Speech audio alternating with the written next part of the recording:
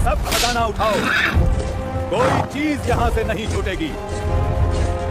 ज़मरद, याकूत, लाल, जमीन के हर गोशे से खजाने उमड़ आए। कहा जाता है कि कानें खाली हो गईं, लोगों के पास जेवर तक न बचे।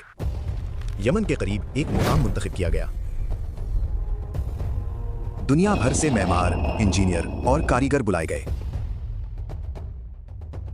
हजारों मजदूर 300 बरस तक दिन रात उस ख्वाब को हकीकत बनाने में जुटे रहे। शहर के गिर्द एक अजीम शान फसील तामीर की गई। सोने और चांदी की ईंटों से बनी हुई बुलंदो बाला दीवारें, जिनकी ऊंचाई पूरे 100 गज थी। जब सूरज निकलता तो उनकी चमक आंखों को चंधिया देती। यूं लगता जैसे शहर नहीं, रोशनी का समंदर हो। शहर के अंदर 1000 महलात तामीर किए गए। हर महल 1000 सुतूनों पर खड़ा था और हर सुतून याकूत और ज़ुमर्रद से जुड़ा हुआ था। हर तरफ जवाहिरात की चमक थी, जैसे सितारे जमीन पर उतर आए हों।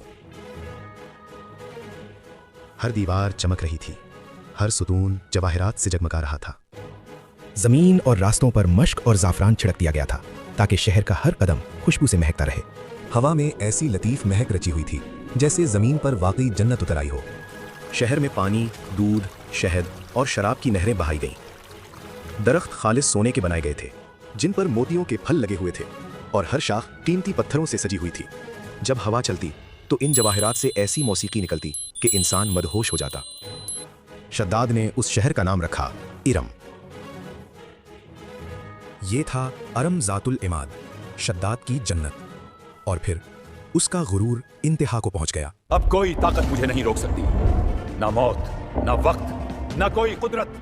वो ये समझ बैठा कि अब मौत उस तक कभी नहीं पहुंचेगी। उसे लगा कि उसने वक्त को भी शिकस्त दे दी है। जब वो सुनहरा शहर मुकम्मल हो गया। बादशाह सलामत, आपकी जमीन पर बनी जन्नत मुकम्मल हो गई है। फिर शद्दाद खुशी से झूम उठा और अपने लश्कर को हुक्म दिया। हर लफ्ज में उसके गुरूर और तकब्बुर की गूंज सुनाई दे रही थी। चलो, आज मैं अपनी जन्नत देखने जा रहा हूँ। हजारों सिपाही आगे आगे थे, इल्म बुलंद थे, नक्कारे बज रहे थे, और पीछे पीछे शद्दाद अपनी शाही घोड़ी पर सवार गुरूर के नशे में चूर। रास्ते भर वो हंसता रहा और कहता रहा, अब कौन कहेगा कि जन्नत सिर्फ आसमान